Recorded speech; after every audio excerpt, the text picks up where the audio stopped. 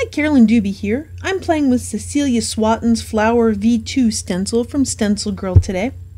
I started by getting some color on the paper randomly with pan pastels. Truly this was random. I just picked colors that I like and spread them around without a whole lot of thought.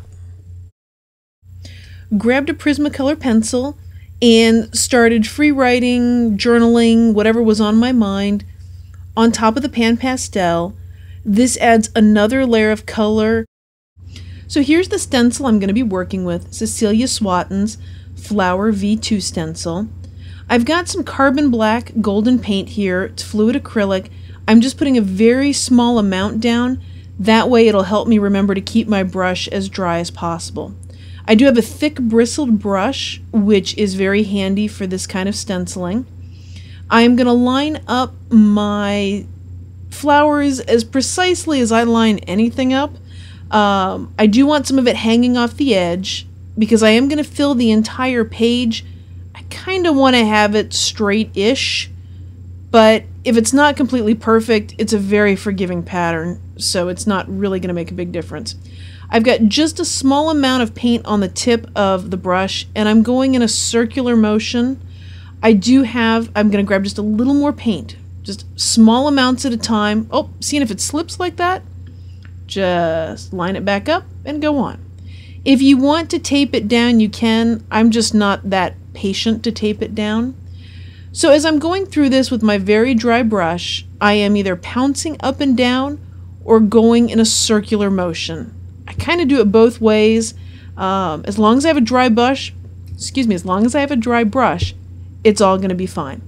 But the real trick here is to keep a very dry brush. And that will help keep the image being crisp and sharp because I like the detail on these flowers and I want that to show up here.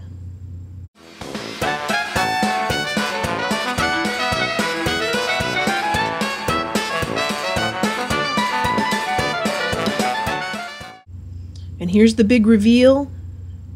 Beautiful. Love how those flowers create such a wonderful pattern on there. So now I'm going to put on the stencil next to it. I am going to rotate the stencil.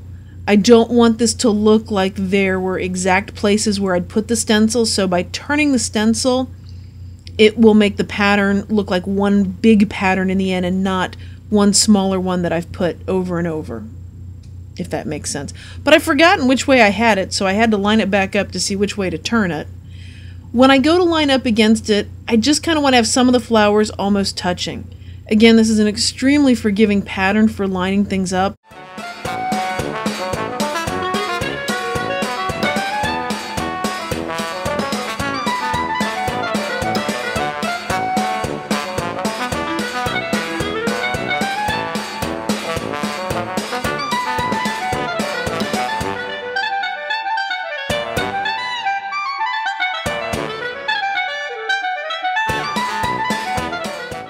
So now I've got my paper made.